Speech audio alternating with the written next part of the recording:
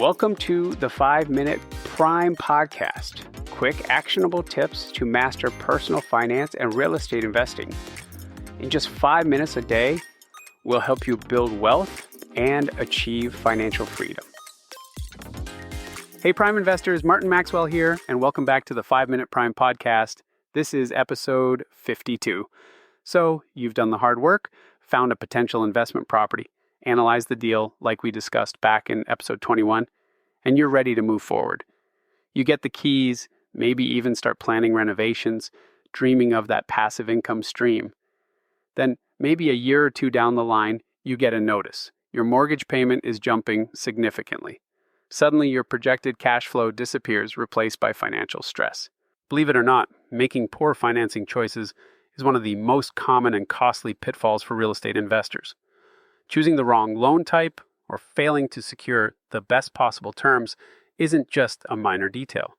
It can literally make or break your investment's profitability. Today, we're tackling this critical topic head on: how bad financing can cost you thousands, why investors often stumble here, and most importantly, how you can make smart borrowing decisions to protect and maximize your returns.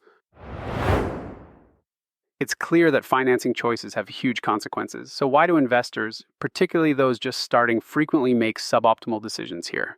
It usually boils down to a few key factors often experienced by newcomers. First, there's the rush. Real estate can feel fast-paced. Good deals seem to disappear quickly.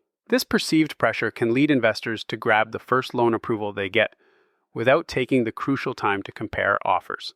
While specific stats vary, the feeling of needing to act fast is a common theme.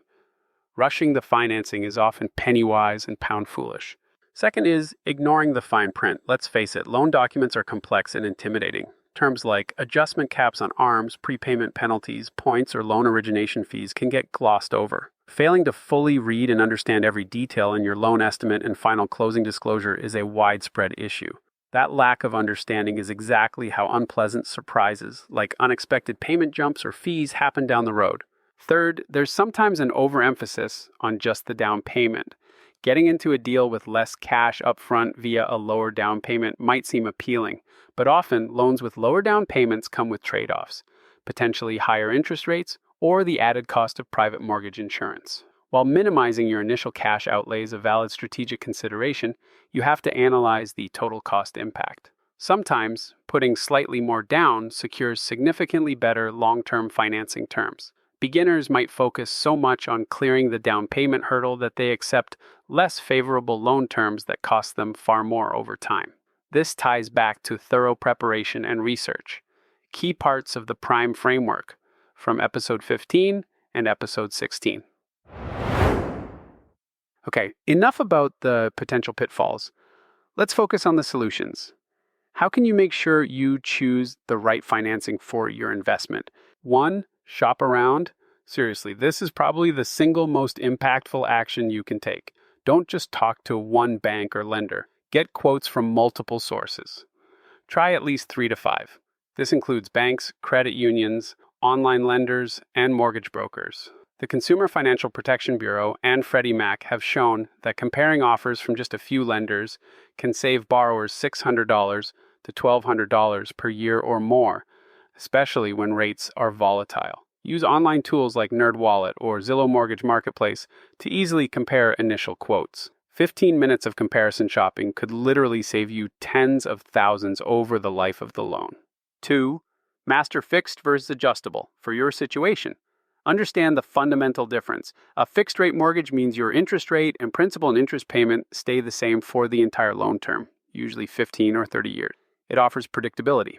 An adjustable rate mortgage ARM typically starts with a lower fixed rate for an initial period, for example, 5, 7, or 10 years. Then adjusts periodically, usually yearly, based on market indices, subject to those caps we discussed. If you plan to hold the property long-term, 10 plus years, a fixed rate generally offers more security. If your strategy involves a shorter hold period, like a 3-5 year flip, an ARM might save you money initially, but you must understand the worst-case scenario if rates rise and ensure your deal still works even if the rate hits its caps. 3, focus on total cost, not just the monthly payment. A lower monthly payment often feels better, but it can mask a much higher total cost. The classic example is the 15-year versus 30-year fixed mortgage. Let's run some rough numbers using current rates. Say you have a $250,000 loan. A 30-year fixed at around 6.9% might have a P&I payment around $1,650. A 15-year fixed might have a lower rate, say 6.1%, but a higher payment, maybe $2,120. That higher payment scares some people off, but look at the total interest paid. Over 30 years, you might pay around $345,000 in interest. Over 15 years, even with the higher payment, you might only pay $131,000 in interest. That's potentially over $200,000 saved by paying the loan off faster. Always use a mortgage calculator like those on Bankrate or lender sites to compare the total interest paid over the life of different loan options, not just the initial monthly payment. This is crucial for understanding the true cost we talked about in episode 22. A pro tip here is consider talking to an independent mortgage broker. They work with many different lenders and can shop for loan options on your behalf, potentially finding programs or rates you wouldn't find on your own. Some studies suggest borrowers using brokers can achieve savings, particularly on fees or points.